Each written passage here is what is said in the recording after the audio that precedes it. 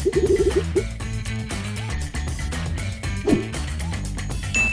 everyone, and welcome to another episode of Unbottleneck, the podcast where we help solve common digital marketing problems. And today with us is Doc Sheldon.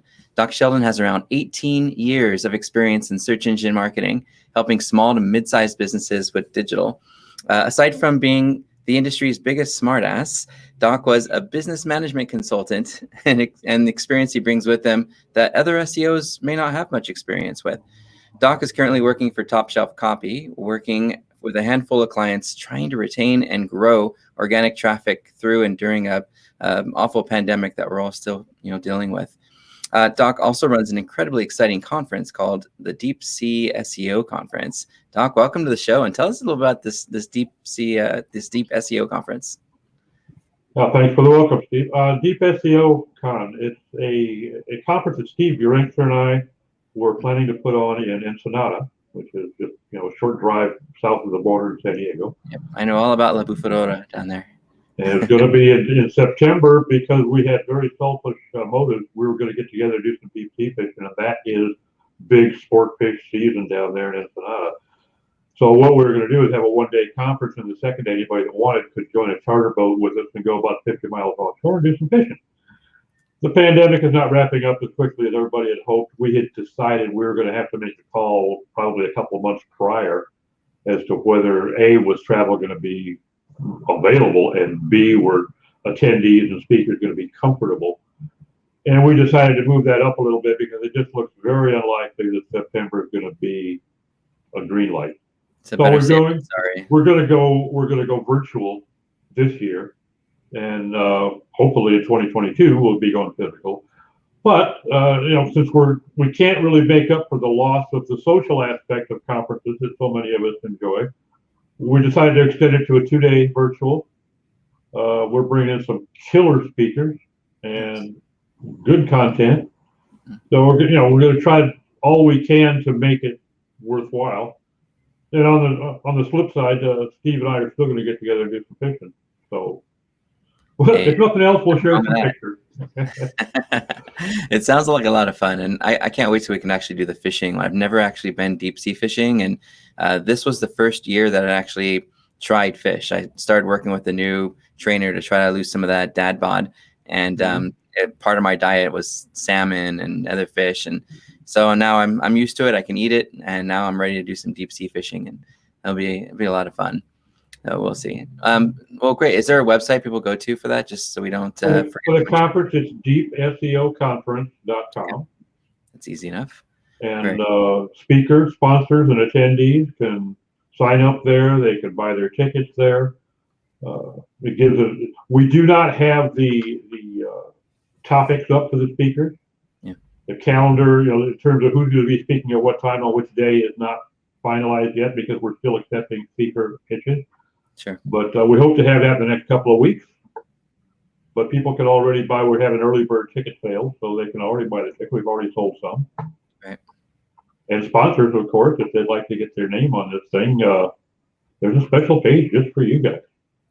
Right on. Well, I'm definitely going. You can count on me. And then, like I said, next year when we do the actual fishing event, I'm so down for that. So, Doc, you and I actually, we have probably a 4, maybe 5-year history. I think we met on, it was either a Skype channel or one of the Facebook groups or somewhere. And it seemed to be the topic that came up the most often when we're having conversations was technical search engine optimization, all that geeky stuff that, a lot of marketers try to ignore. And sometimes they wonder, I've got all this great content I put on my website. It's pretty, it's better than the competition's. It does more, it solves more, it's more delightful, more helpful, words right out of Google's mouth. But it's not ranking. And, I don't know if there's just something wrong with my content or, these great links I'm earning. I don't get it. I've got content and links. Why is my website not performing the way it should be when it comes to traffic? And a lot of that circles back to technical SEO. Sometimes it's as silly as someone accidentally blocking their whole website from being crawled by search engines.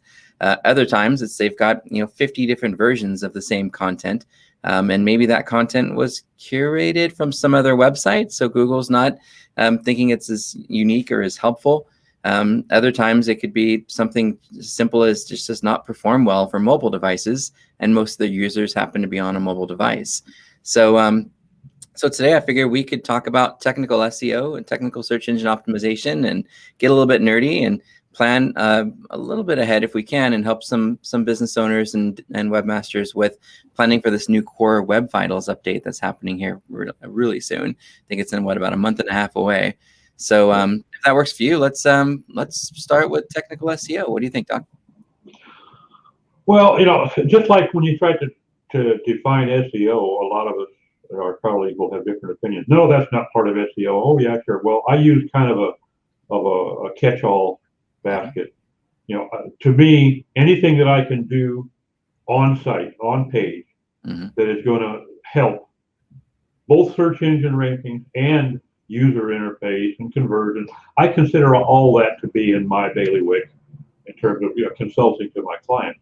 And so there are admittedly some things that technically probably do not fall within the SEO basket. Obviously not the organic side, because I forsook that a long time ago. But there are things, like you say, a lot of it gets ignored. And I decided some years back, 5-6 years ago, I decided that Google's actions were increasingly pointing toward a focus on the technical aspect. And obviously they can't sell ads if they don't have users, so they want to have satisfied users on their search engine.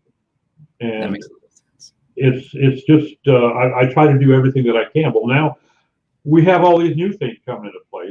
Like you mentioned, Core Web Vitals is coming up, but you've also got privacy compliance has become a big thing since the European GDPR thing. California followed suit, New York, Nevada, Michigan, Florida, they're all jump on a bandwagon. There's already a couple of things in front of the U.S. Congress trying to go to a federal standard, so we don't have government's like, look, we're just going to need you to have 20 pop-ups on your sites before anyone can actually use it. If you could just put 20 more pop-ups, then you won't get sued. And of course, being led by folks that can't spell internet, so they have no idea what's involved in it. So it's just, but that's the sort of thing that I focus on. Trying to get the pages in front of users, okay? But from an on-page standpoint, what can I do on-site to help it be found, to help it rank, to help it be focused, in terms of relevance, context, to match the search queries. Right. Well, let's take a step back and thinking about those content writers that are writing content for the web, and those folks that are doing maybe a little bit, like you said, advertising and off-page, and haven't really thought about this whole technical SEO area, this area of search that does play such a big role. And in your opinion, having done this for, you said almost over 18 years, in the way that you define it, what is technical SEO? And what are the components of it? Well, technical SEO, basically what I already said, anything that can be done on the site, on the page, that's going to help either user interface, not from a developer standpoint so much as just how the site is structured, the architecture, the navigation. Obviously keyword usage is a factor, but Google is increasingly able to determine the context, even in the absence of the target keywords sometimes. So, I think that anything that you do in terms of making the site responsive, making it fast and sleek, making it responsive to the navigation requirements of the user. Every site doesn't have to have it on-site search, but some do. Right. And particularly if you're trying to sell something, a number of products or services, you should cater to that need of a visitor to want to find what they're looking for rather than read through your 300. It's not all about the search engine. Sometimes it's about In fact, the search engine should be secondary. And what I try to do is find a way to eliminate that gap between what's good for users and what's good for, or I shouldn't say eliminate, minimize it, so that it's not either or. It's you can do things in a way that makes it advantageous for both users and search engines. Right. And obviously, like most of us, I target primarily Google because they are the majority of my clients' traffic. But they're still the cock of the walk in terms of search engines. So right. It's when you take into consideration those little things like internal linking and your URL structure, those all play a factor. But as more and more ranking factors come into play, each factor has a slightly smaller weighting in the overall algorithm. And it's kind of cool if you think about how they're doing it at Google. There is not a ranking algorithm. Okay, there are a plethora of algorithms, and they're looking at different things, and then they output some sort of a formulaic output that is then combined with the outputs of other algorithms that quite possibly those come up with an output that's combined with one or two others, including PageRank. I mean, it goes all the way back to the origins of Google. It's not just PageRank. It's not just links. It's not just speed. It's a whole slew of things. And, there was a time, 15, 20 years ago, you could do something that would have a major impact. A thing that you could do that would have a major impact. That's no longer the case. Right. Now you got to do all the things, or, many of them to have a major impact. So you have to hit all the keys. You can't just keep hammering away at the one nail. You're going to have to hammer all the nails to really see something noteworthy in the search.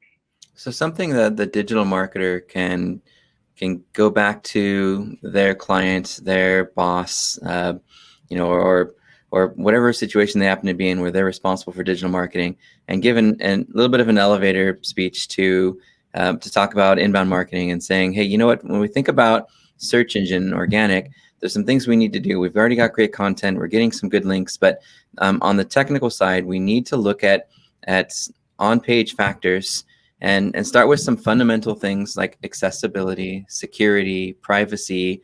You mentioned navigation, and now more than anything else, mobile friendliness and core web vitals. So you take that elevator pitch and you give it to the stakeholders, and you say, we need to do this if we're going to move the needle site-wide across every page on our website. If we want to move up and we want to provide a better experience, accessibility, privacy, security, navigation, and mobile friendliness, and now these new vitals that we'll talk about in a minute. I think that makes a lot of sense, and I hope that those folks that are struggling to get beyond what they're doing with just content can use that to advocate for more budget or resources to help get that work done. Could you Doc, could you explain a little bit more about what goes into, say, a technical SEO audit, why it matters, and maybe some options for conducting a technical SEO audit? Well, there's an awful lot of things. You can go to a domain and you can see, just from your experience, you can spot a number of issues. But you check an image and say, oh my God, they don't have an alt attribute assigned to this image, and they should. Okay, fine, but they got 1,200 pages and there are 3,500 images on that site. Is it just that one, or is it all of them, or is it 90% of them? So you use tools that can, at scale, can audit the entire site and point out that all the pages, and actually give you the link to each individual image that does not have that description or title or alt attribute. And the same with broken links, broken URLs, 404s. Do you still have 1,500 302s on your site that have been there for 5 years? All these things that could go into play. You use tools. Screaming Frog is a great tool. Yep. I use it for years. I still use it, but I kind of started focusing more on, forgive me, Screaming Frog, I use SiteVault when I do a quick and dirty 30,000 foot view of the site. I use SiteVault because it gives me so much drill down ability in their result. And I really like the fact that I can feedback around SiteVault. I know our mutual friend Christine uses it quite a bit too, I think. It's a nice one.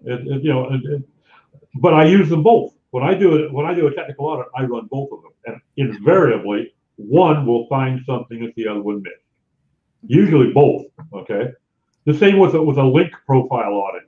If you use Ahrefs and Majestic and GSC, you're going to find every one of them is going to find something that neither of the other two did. It's so funny. You know, Speed tools are the same way. I got a perfect score, and then you go to this other site, and it's like, what do you mean I got an F? yeah. So, you've got to use tools to do a tech audit, and the key is to find the tools that will give you the results in the specific areas where you spot potential issues, or perhaps it's not, you don't spot anything yet, but you know this is a common problem area. For instance, right now with Core Web Vitals coming up, speed and code bloat, all these things come into play in terms of what's going to get in the way. Your cumulative shift is a major issue, and it's probably the most difficult one to address of all of the CWB. So, trying to find the things that cause shift is sometimes challenging. Yeah. But there are tools now that are addressing it. They've been working on it for months, and they've come out with some ways to point out where you have, how much you have. But we have to go as SEOs. We have to go a little deeper to understand not just what it is, but what is causing it, yep. And how is it calculated. And that's kind of it's not a complex calculation, but it's more than a lot of people think. I think a lot of our friends think that it's just an arbitrary number, that some secret formula. No, it's not a secret formula. They've told us precisely how they calculate it, and it's easy enough to spot when it exists.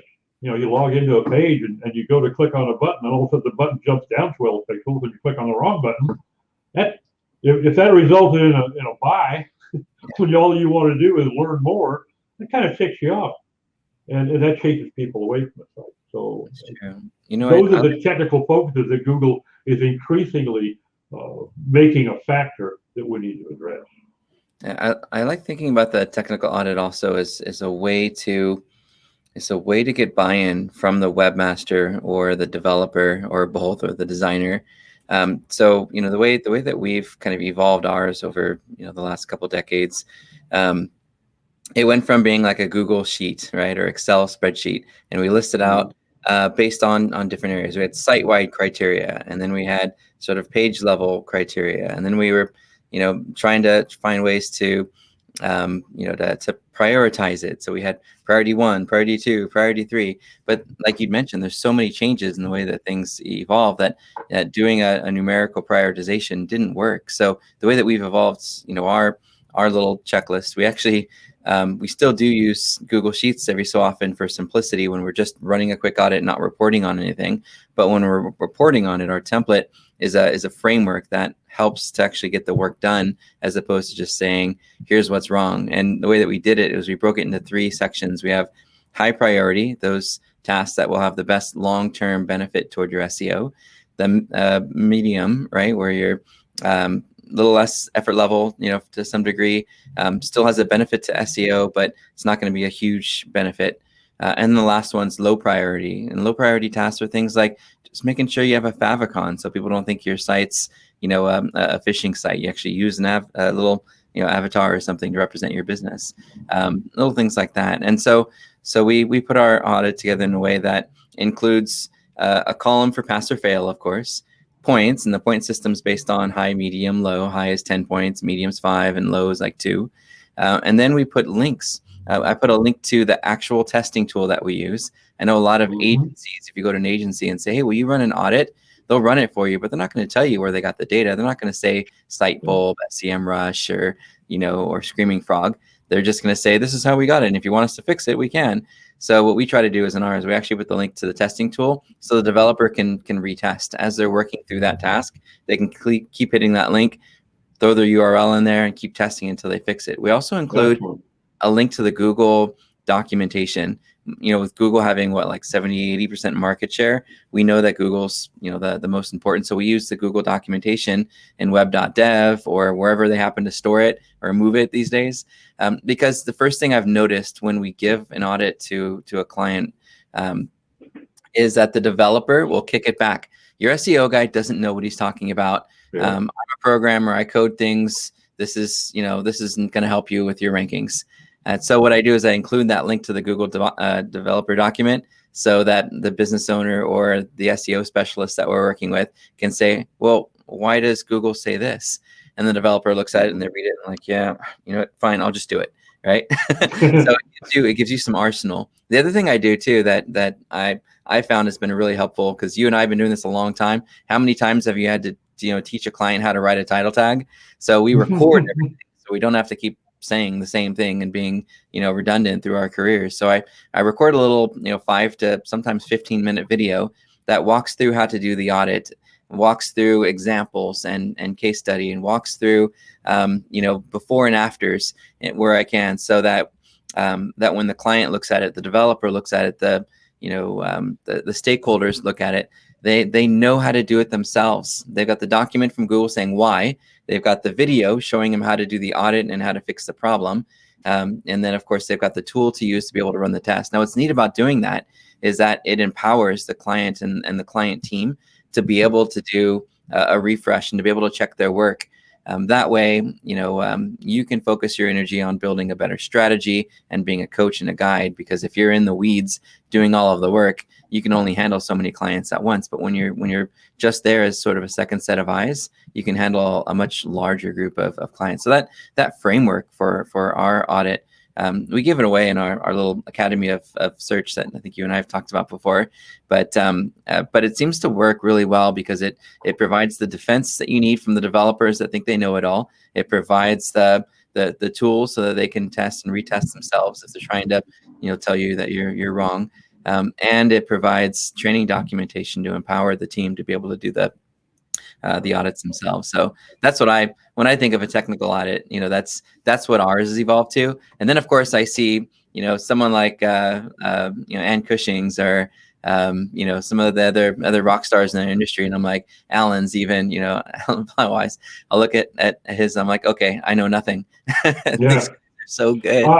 The first time Alan sent me one of his audits to look at, and I thought, holy Christ, what am I? I'm swimming around with sharks here. This published, because I know a publisher. Yeah.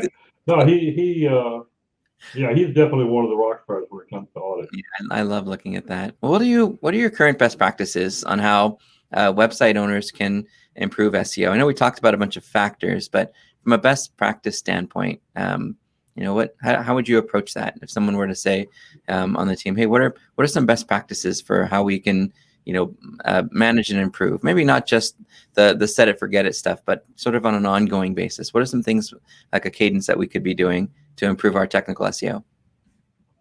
As site owners, mm-hmm. And for site owners, it's a little bit more difficult, because trying to stay abreast of what's happening and what's hot and what is true and what's conjecture is a full-time job. It's challenging for us. So, for a guy that's trying to run a business and 150 employees to also try to stay abreast of it, it's just not doable. So I think what you need to do there as a site owner is you have to have somebody you can ask. Hey, okay, if you want to follow the blogs and trade mags and say, hey, I saw this on Search Engine Journal. Is this guy right? Is this true? Or I saw this on some obscure little blog that nobody's ever heard of, or somebody on Quora said, or if you have somebody like that available to you to help you, not just say, no, that's wrong because, or not just say, no, that's wrong, it's this way, but also to be able to show you, like you're doing with your site audit. That's wrong because, look, here's what Google has said.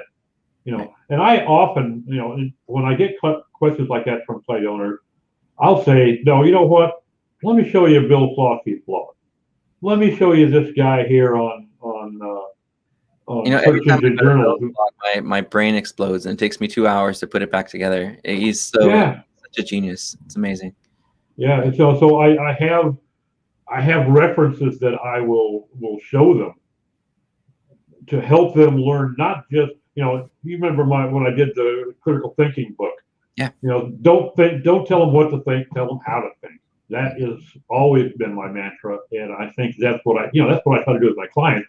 Teach them how to determine what they should listen to. And there's so much misinformation and sometimes disinformation, deliberately, on the web these days, especially if you hang out like I do in the slums of Facebook.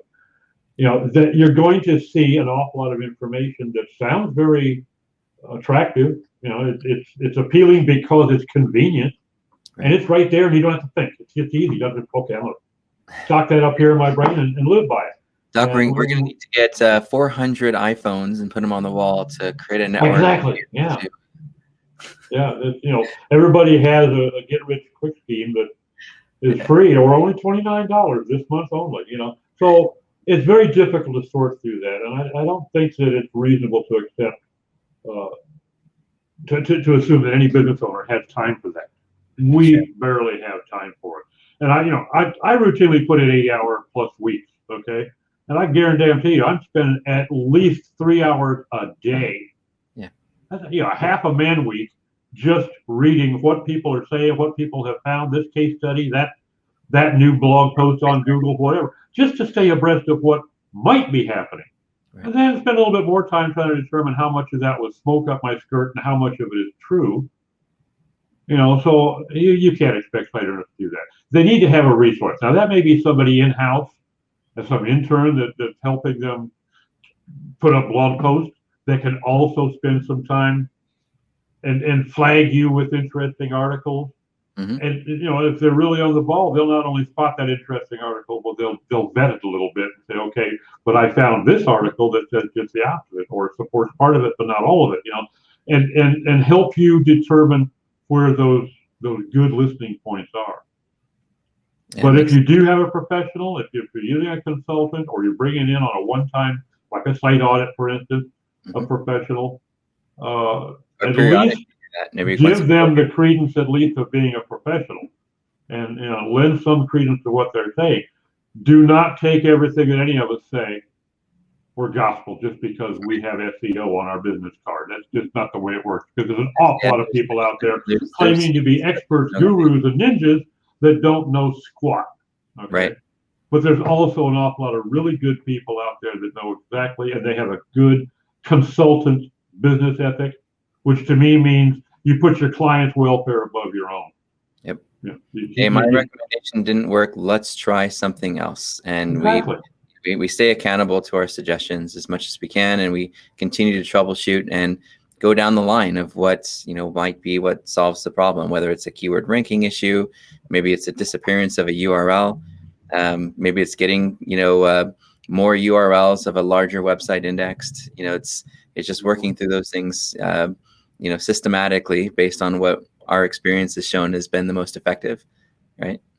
Well, a lot of it is the prioritization that we both focus on in our audits, because sometimes people, they hear something and they spend 90% of their free time working on that something, and it's a favicon, W3 or a relatively insignificant gain. Okay.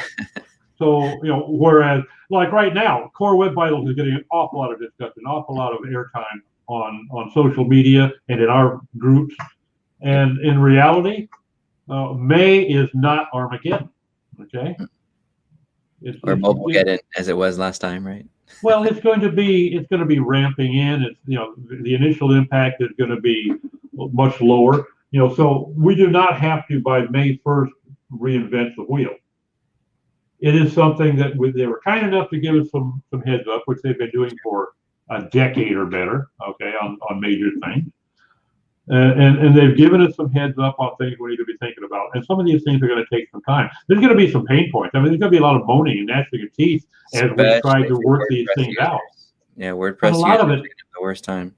Yeah, and a lot of it is really not nearly as complex as we're painting it to be. Right. To me, it's the cumulative shift is the biggie. Everything else is pretty much a slam dunk.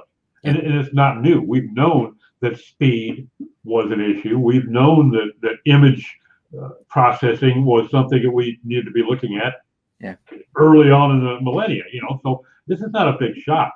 The shift is something that's somewhat new, and it's a little bit of a cloudy issue because a lot of people aren't sure what causes it. They don't know how in the world to find and fix what's causing it. Right. There's an awful lot of people they're pretty good at what they do, but they're not code level. They're not programmers that could figure out a way to go into, like I do a lot of work on WordPress. I would be challenged to go in and edit all my CSS to eliminate a given piece of shift. But it can be done, and I can get into GitHub and whatnot. I'll find a way to do it. But there are guys out there that are much more capable than I. And, they spot it, pull up the source code and say, well, I got no wonder, and it'll fix it on the fly. But most site owners can't do that either. So a lot of it has to do with the skill level of the developer, and having gone through recently 2 big site updates for a couple of our clients, I'm going to estimate that probably less than 5% of senior level developers really are good enough to be able to hit these scores that Google's looking for, and the rest of the developers are really good, and they can hack and try to figure things out and work around things. But I really feel like probably 5% of those developers that are out there are capable enough and seasoned enough and experienced enough to be able to identify those issues quickly and resolve them quickly without having to spend a month trying to figure out how to reverse engineer WordPress. Right? I think you're probably in the ballpark. Yeah, it's a very small portion. So a lot of developers, unfortunately, who are listening to this and learning about technical SEO, you're gonna get some crap from your client, and be ready for it. It sucks. We're all figuring it out. It's all new. If you need to, just remind them, hey, this is all a lot of new tech that I have to go and learn. If you want to pay me to learn, this particular area, I can do that, or I can refer you to somebody who I think is better than me, which is probably the best ethical thing to do. Even though they might be a little bit more expensive, they'll be able to do this because they're more familiar with it. And then I would go back to that developer, if you're the lower level developer, and say, hey, could you teach me this? Could you train me this? So the next time a client asks, I can be better. Next time you have the answer. Yeah. I can tell you, thinking about best practices, one of the things that we've tried to develop is creating a baseline, right? When you start with any sort of SEO program, the technical audit is a fantastic starting point to create some metrics to see where you are. But there's tools online that you could use that have a fraction of those and still are good as a point of measurement. Like SEMrush does have several technical attributes they look at, from international crawl errors and other things. So if you create that initial baseline, here's where we are now. And then every month you hold your web development team and webmaster team accountable to improving those metrics, and then set a KPI goal, a key performance indicator of maybe 90% or 100% fixed of all those different issues that you have at the beginning of the year. At the end of the year, you provide an incentive. Hey team, every month I'm going to be checking on you to see how you're improving these different criteria.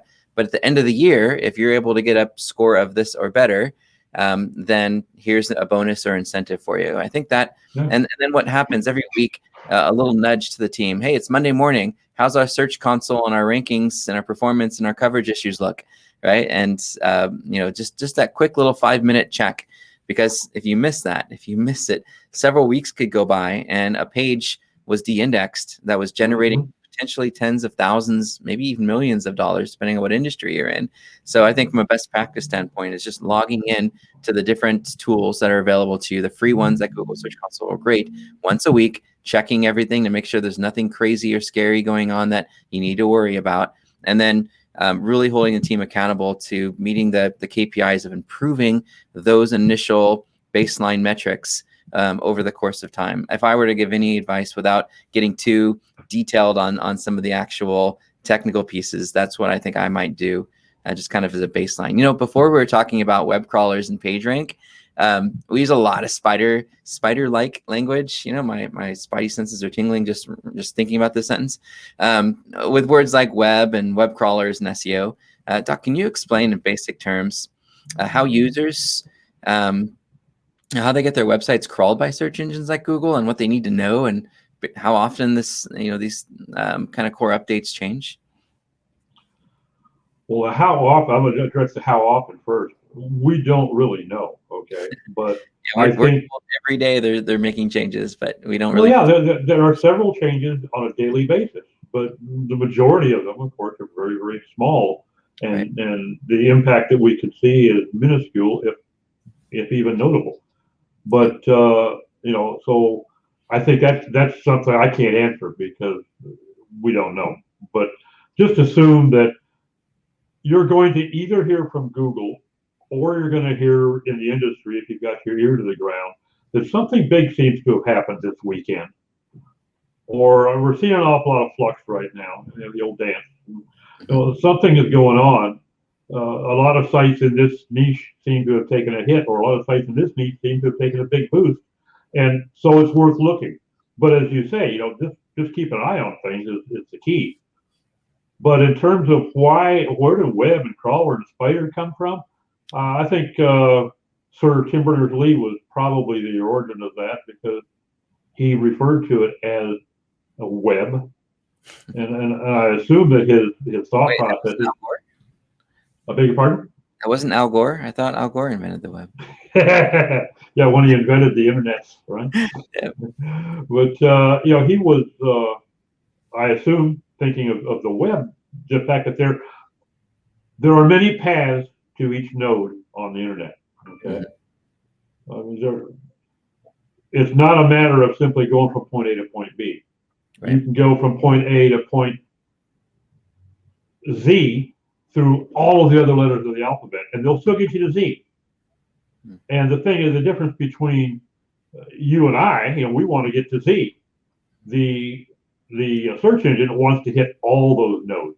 Yeah. They want to identify every single one of them, and the paths, and the relationship between each of those nodes and the other. So they're building their graph, if you will. We refer to the link graph. That is basically a graphical representation of the internet. Yeah. Okay, in terms of links. So that's what the spiders follow. And if you think about a spider, crawling across its web, it's wanting to get out there to that fly that's stuck at the edge of its web. It's going to take the most direct path. Mm-hmm. But there's an awful lot of paths available to it. And sometimes the wind or a falling leaf has broken that web, so they've got other ways to go around it. And I think we need to think in that context in terms of our linking structure, both internal and external, mm-hmm. the relationship between nodes in that graph, and how we get value, link equity from one point to another, is going to be affected by how many other nodes are relating to each of them. Sure. So when you have 6 different versions of the same link on your homepage, that's a waste of link equity. Sure. Yeah, and web crawlers, as I'm sure everyone knows, are just a piece of software, right, that crawls through the internet to identify new content, decide if that new content is is something that's going to be helpful, index it if it is, and then rank it if they determine through some testing and impressions within the search results that page is genuinely more helpful than the other pages that are further down on the results. So it's, when you think about those web crawlers, there's that you mentioned Sitebulb, Screaming Frog. We use something called Ryte, R-Y-T-E, Deep Crawl, On Crawl. All of these tools will emulate Google's little spider, crawl through and find all the different potential issues that could be causing problems with Google figuring out which version of a URL to index, or figuring out whether or not a page should be indexed or not. So I think web crawlers, it's the very beginning of anything we talk about with technical SEO, because without the crawler, there's no way that they're going to get to our website to try to understand it, to understand the site structure, to understand the topics and the content, and which ones are the most important, like you mentioned, through interlinking to other pages. So I agree. I think that's a super important topic for a lot of webmasters to really look at. Well, I was talking to a developer friend a couple weeks ago, and he made a statement which really raised my eyebrows. He said, to program a crawler, a bot, to crawl is probably one of the easiest things you could ever learn. Yeah. And I thought, well, maybe in your world, not in mine, because that does not sound like. But he says basically all you're doing is the easiest thing to block. It's just a program to tell something to go out and find everything, and when you find something new, tell me what it points to and what point is it hit. That's all. Draw a map. That's all it does. And I think when you go to something like SEMrush or Majestic, you're getting a little bit more information than that. You're looking at that node and finding all these other little things, but that's not the crawler. Right. The crawler is just finding all those nodes and all the paths that led to it and from it. So it's basically just drawing a line art diagram in digital format. Mm-hmm. And, it's not all that complex, I guess, but it really set me back in my chair when he said, yeah, that's simple. Then why hasn't everybody done it? He said, hey, everybody has. There are guys that, go find a guy at DEF CON that couldn't do it for you on a napkin in 30 seconds. Good luck. There aren't any, because it's one of the first things they learn. They're going to go out and they're going to crawl. Mm-hmm. And, so I found that interesting. But, as far in terms of, to go back to your update question, yeah, that bugs me, because it's not an answerable thing for us. Yeah. And that's, the sort of thing that I think that, there are many things that Google keeps close to the vest. Ever since they started calling these things core updates, right? Yeah. It's a different dynamic. I mean, back in the day, there were the big updates that they made that we could feel right away. We could even see them coming, with looking at the different Google servers and how they would dance. And it was a different age in search. And now in today's artificial intelligence and smarter algorithm environment, I think it's less important to obsess over the updates and more important to focus on, like we talked about, principles and best practices. If you're doing those things and getting better at them and listening every week to, like you said, the things that are happening and to see if there's any merit to them, you should be okay. I know there's a lot of anxiety in our industry from like, oh my God, Google's making an update and we're going to lose all of our rankings. No, not if you're following. If you're doing the job right, you won't. Yeah, rarely do we have a client that gets impacted. We've had a few that were in healthcare that got updated a few years back when Google made an update that we feel affected sites that talk to things that had to do with your finances or your health or something. So, but we help them recover. We help them to instill more trust for users. Users stayed on their website a little bit longer than they did previously, and we started to see that pattern of user behavior and improving exit rates and bounce rates have an impact in helping return some of our keyword rankings. But it wasn't a lot of work. It was just more more focus groups and test groups to ask, how can we improve this page? How do we make this page a page that you would stay on and trust and buy from, right? How can we make this page better? And there's so many folks that just obsess over tactics instead of just asking their users or potential users how they can make the page more helpful. Yeah, and I think that an awful lot of times it's for me, my advice to my clients is almost always color between the lines when you can. Yeah. Follow the rules, follow the guidelines, because then if you do hear that an update rolled out this weekend, you don't have to go check GSC with a sense of dread. You check it with a sense of anticipation. Did I take a big boost?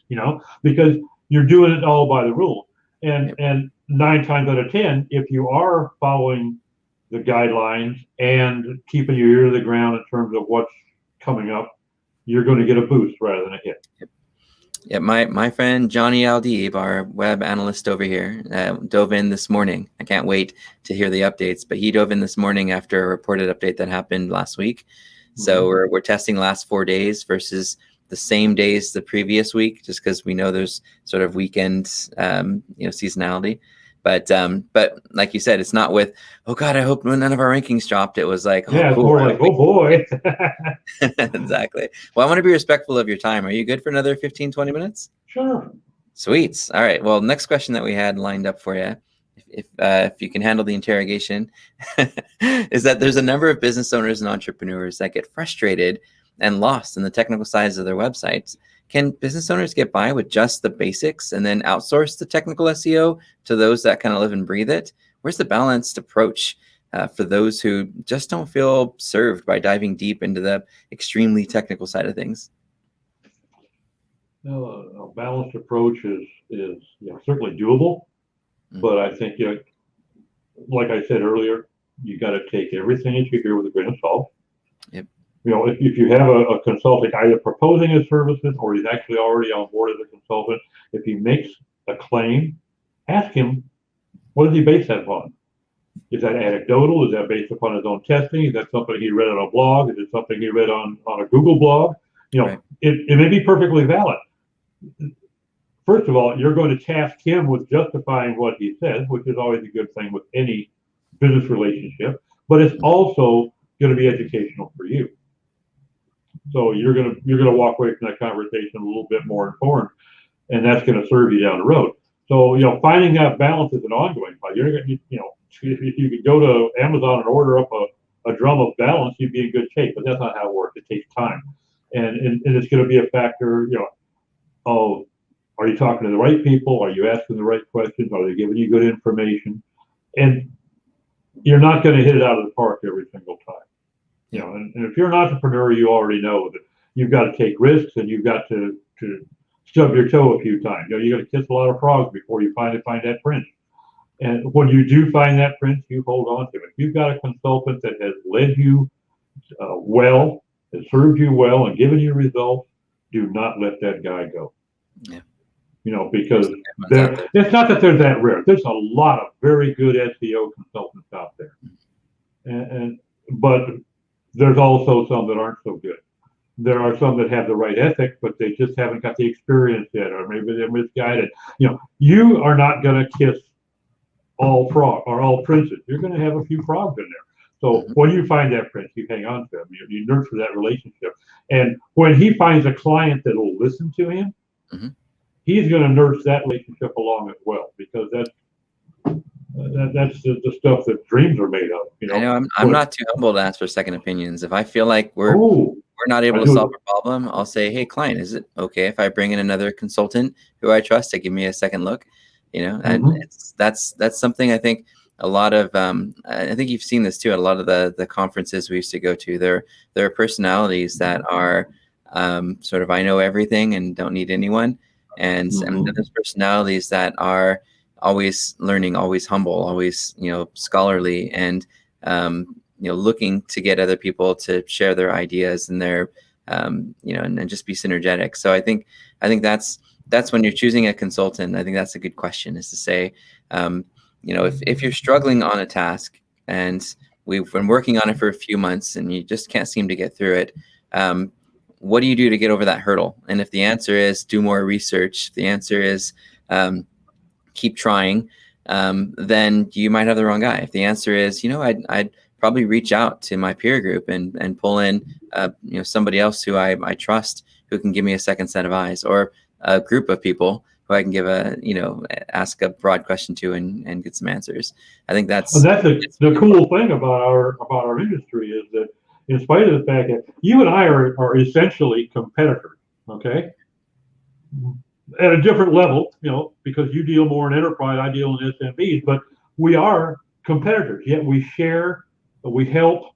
It's not just you and me. I mean, all of us. For all of us. So it's amazing. It's amazing. So you can go into these Facebook groups, or even wide open on your wall, and ask questions, and your followers or friends who might have some input will freely offer it. And that's kind of cool. So, I've had a number of times when I've gone to some of these Facebook groups and say, hey, I know you deal in this. If I got a question about something would fall into the realm of what Casey Marquis works on, heavily food blogger, which is a very unique niche.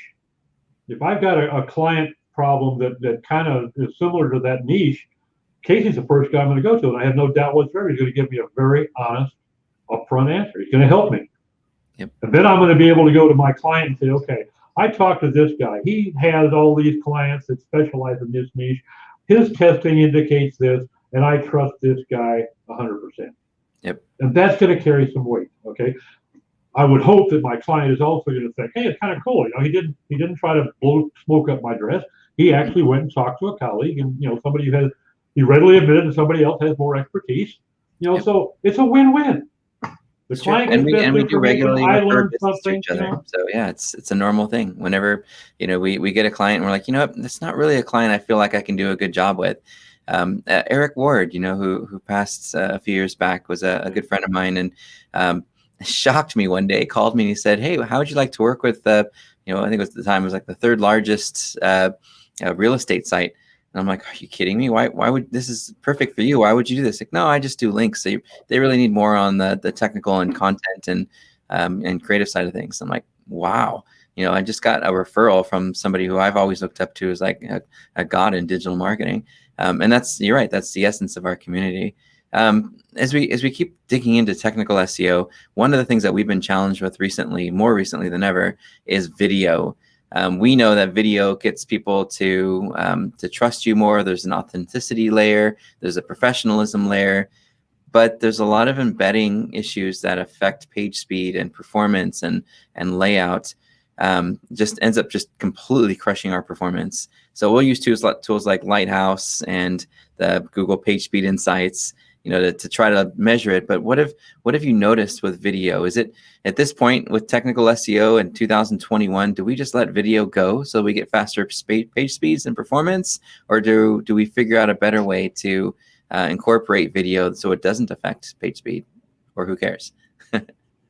I think a lot of it, of course, from a technical standpoint, a lot of it is how you're loading it. Okay. For instance, if you're putting a video at the top of your page, you've thrown away one of the greatest tools, because if it's down below the fold, you can start loading that video before the user gets to it, before they scroll down into it. You're in a partial preloading mode. Sure. So while you've got 600-800 words of post up there for them to read, introductory posts, before they scroll down to the video, you already sufficiently loaded on the video that they're not going to be buffering. So that now your user experience has improved somewhat. So a solution might be to put a call to action at the top to watch a video and then have that scroll to the bottom of the page. That is one thing you can do, but you would still want to start preloading that thing as soon as the call to the page is made. Yeah. But what I like to do is write a couple, 3 paragraphs of content at the top of the page, so that the video itself is below the fold. So, because a lot of times, if they see, let's say it's halfway below the fold, if they see there's a video, a lot of users will just skip the content entirely, assume that it's about the video, and go right down and hit the play button. Okay. Right. And guess what? 30 seconds in, they're buffering. Okay, depending upon a lot of things. The best solution, my experience, has been a CDN, because YouTube does a decent job, considering, especially when you consider the vast amount of video traffic they're serving. Yeah. But considering isn't always enough. So I think that a CDN is the ideal solution, assuming that it's properly set up. Sure. And a lot of times you need to talk to your CDN and tell them, okay, look, I'm not worried so much about images, I'm worried about video, because my site focuses heavily on video. And that's gonna allow them, understanding your needs up front, they can set things up a little bit differently. They can handle your caching a little bit differently. So that video is always preloaded on the server, at least for the first 10 days, 30 days whatsoever since publishing. They keep it preloaded on their server. That sort of thing has a tremendous impact. So I've seen a lot of folks that are learning technical SEO are still sort of new to this whole idea of a content delivery network. And content delivery networks, for those who don't know, are a way for you to provide a cache version of files on your website across a cloud. So instead of the data packet having to travel from where the web server is, perhaps your web server is in Michigan and you're in California, your data is going to have to go through all these different hops before it finally gets to your computer. And a CDN has basically servers all over the country, and one in California, and it grabs a version of the current version of your page, maybe a few seconds, and it keeps that cache locally so that the user just basically reaches up, grabs the content, and it's right there. And I've heard of using CDNs for HTML and for CSS, and even for images. But for video, that's interesting. I know Amazon S3 has a framework for that allows for it, and I think Akamai. But it's interesting. So one solution to help potentially improve performance issues caused by video would be to host your own video and keep a version of it on the CDN, as opposed to embedding a YouTuber or Vimeo. Does that sound right? Yeah, unfortunately, some people have tried doing that, a half step towards that. They said, well, rather than playing this off of YouTube, I'm going to host it on my server. If that's all you're going to do, you just shot yourself in the foot, because now you're going to be slower than YouTube. First of all, in serving it. Why did my website crash? Well, you have 3,000 videos trying to be loaded at the same time. Yeah, and you might also be getting an email any day from your host requiring you upgrade to the next level of hosting because your bandwidth just went through the ceiling. Exactly. So, there's a lot of things that can be done. I'm not. I haven't used a lot of Vimeo. I've hosted a couple of Vimeo videos, but I haven't done much with them. I typically use YouTube. It isn't. If I have like for instance, Steve and I have a co-venture going on with Mentors on Tap, where all of our content is on video. I mean, we do have some written intro, but it's video. And presently, we're just embedding from YouTube. It hasn't become an issue yet, but we're keeping our eye on it because it probably will at some point in time. And then we may need to. We've done it with YouTube, and it's created problems for us. Yeah, at some point it will. Well, I know a lot of folks really want to hear about this Core Web Vitals, and I feel bad because I'm sure a lot of them were like Core Web Vitals, and then they're like, when are they going to talk about it? With the limited amount of time that we have left, should we dive in and talk about Core Web Vitals? We're learning obviously that Google is getting more specific about the set of criteria that they're looking at as ranking signals. Can you explain a little bit more about Core Web Vitals and how these relate to the overall user experience, Doc? Well, Google started talking to us about 2 years ago about upcoming algorithm focus on page experience, which is going to deal with their security, safety, mobile friendliness, and those interstitials that we all love that pop up and cover up content. And telling us that was going to become a major factor at some point, not major, that it was going to become a ranking factor at some point in time. It hasn't gotten here yet, but now what they have added to the mix is the Core Web Vitals, which is three things. Your largest contentful paint. So that's what can the user see that is going to show up on their monitor or on their device that they can see and actually start to consume. And then what is the first input delay, which had, they always have their own levels of what is acceptable, what's good, what's unacceptable. And then what's the cumulative layout shift is what I mentioned a couple times before, the shift, which is when you see a site, the page loads, and then all of a sudden you see everything jump down half a screen because something else loaded above it. And that can be frustrating. First of all, you lost your place. If you're just reading, if you're trying to click on a link or a button, now you just clicked on the wrong thing or missed entirely. So it's frustrating. People will leave your site when they see that. Right.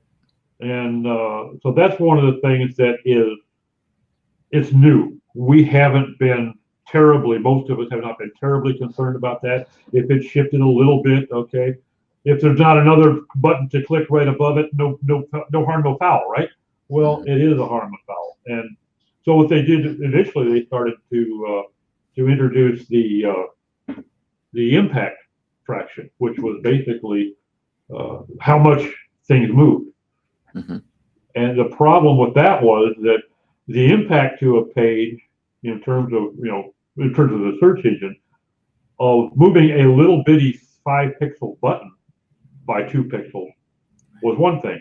Moving a 150-pixel text box that same amount was much greater. So they added to the mix the distance fraction. And that was, they multiply them times each other. So if you take something that has a 0.75 impact fraction and a 0.25 distance fraction, you multiply them times each other, now you get a 0.1875. Okay. Right. Then basically they equalized a bit so that the guy whose huge text block or large image shifted by 3 pixels wasn't impacted more than the guy whose little 5-pixel button shifted the same amount. How are you testing now? Are you using like webpagetest.org / what do they call it now? Core Web Vitals or something? Or what are you using right now to if you're looking at your page, or anyone listening wanted to see how their page performed, what's the best tool that you recommend so that they could look at their pages and see how their current web vitals are? The best, I guess, I would probably say SEMrush. Okay. Okay. But that's not a free. Oh, you beta tested there. That's right. I remember. Yeah, I beta tested that, and I've been using this entire tool since I got access to the account, and I've been very favorably impressed. They've made a lot of changes over the last few years that I was not using because I don't chase rankings, and I was always seeing SEMrush as a ranking tool, and it really is much more than that. Their Core Web Vitals gives you some nice drill down, but webpage test.org and GT Metrics both offer Core Web Vital analysis. They're good. Like everything, when I just look at technical aspects, I never use a tool. I might have my favorite because it's quicker, as opposed to having to run a complete crawl. I can just look at this particular aspect. It'll give me a quick snapshot of things. But when I'm doing a tech audit, I'll always use 2 or 3 different tools and combine. And I'll pull their outputs into the same spreadsheet and combine them and see where the deltas are. Because sometimes you'll find that one disagrees, particularly if one of them happened to be a Google tool, like, webpage test speed, webpage test, I'm sorry, page speed test. I don't find that to be consistent at all. It's frustrating. If I get 2 similar results on that, it's time to stop working and get drunk because it just never happens. Rerun. I just ran it, and now my score is like 13 points off from what it was 5 seconds ago. Exactly. We were talking about that here at the office, and Dan on the team was like, at any given moment, there could be more traffic coming to the website that'll affect it. It could be the server. It could be anything happening that affects that page speed. So it's kind of an unreliable thing. I think the action item then for a lot of businesses is, to use one of those tools. If you have SEMrush, use their new tool so that they can determine, where the current issues are with how the page moves, with how the page is being served to the user. Less so much about the overall speed of the page and more about the user's experience and how that page is being loaded at the time that they're looking at it. And it sounds like above the fold is like the new priority. So if you're on a mobile device, that whole thing that you see when you first load that site on the mobile probably should be the fastest and the one that moves around the least, if I had to guess. Right. Yep. There's something else, in terms of how Google initially was going to worry about impact fraction until they added the distance fraction. Yeah. Keep in mind the fact that it's the upper left point of whatever item in terms of cumulative layout shift. It's that upper left point, just like when you, as a kid in high school or in elementary school, when you plotted a graph, you always started over here on the left-hand side, unless you happen to write the left content, okay? So for us, in the English-speaking world, it's the upper left point, and that is the reference point from which they measure the distance and the direction, okay? There's always at least 2 things to look at, so they're going to go for the worst case, whichever is greater. So if you've got that point moving to the right 2 pixels, it's a much lesser impact than if it was moving down 2 pixels. Okay. Unless you're on a phone, for instance, and that 2 pixels happens to be, it only needs 1 pixel to move it off screen, which means now it's going to drop down 400 pixels. Okay. So there's no absolute, but sure. You need to get into and understand how it works to determine what's really important to chase in terms of cumulative shift. I said earlier, there's no Armageddon on 1 May, whatever day in May that's finally actually rolled out. Long term, it's nice to watch your traffic continue to go up and not continue to go down. Exactly. But this is not going to hit us like an Armageddon and just wipe a bunch of us off the map. It's something that we need to be thinking about. It's something we need to be paying attention to. But I really don't expect to see a lot of sites getting hammered on day 1 of the rollout. Well, Doc, you just gave us our next action item. I think after they do roll this out, we should do another podcast and look at what the impact was, and maybe we can share some data and talk about a few accounts that we work with, and maybe some that you've seen that you've worked with, and let's jump back on a quick maybe 20 minutes recap of Core Vitals and see what best practices have evolved, what new tools have come out to see if it's even something we should even care about. Sometimes they put out a lot of stuff that they want us to pay attention to, and then it turns out there's no impact. Well, So, I think it's definitely something we need to care about because it yeah. impacts the user. Okay. Right. Doc, this has well, been all of those page experience items do impact the user, but the CLS is really a major, in my opinion. So it's just, I just don't think that in terms of ranking. Yeah, let's do it. And again, I gotta wrap this up, but this has been, oh my God, so informational. I think those tech nerds out there are probably just salivating at all the juicy, geeky stuff we talked about today. And for those people that aren't as techie, I'm sure they're going to be rewinding and pausing and doing some Google searching for all the terms that we threw out there that might be new to them. But ultimately, I thought this was a lot of fun, and I think it was super helpful for those webmasters who are thinking about that technical side of search engine optimization. And so I just want to say thank you. How can people get a hold of you, Doc? The one place I can almost always be found in my waking hours is Facebook. Okay. Doc Sheldon, and my website has my email and my Skype number on it. It's Okay. Intrinsic Value SEO and TopShelfCopy.com. Both have my contact information on it. We'll put that in the comment area, the description area of the video, and maybe even overlay it after the fact. So, Doc, fastest way to find me is on Facebook because I always have that up on one of my monitors. I'm just a junkie for wasting time. Yeah, well, that's where we find our community, though. So it's all good. I'm there with you. Exactly. Thanks again, Doc, for everything, and we will see you on the next episode, guys. Thanks for listening, and have an awesome day. Thanks for the invite. I enjoyed it.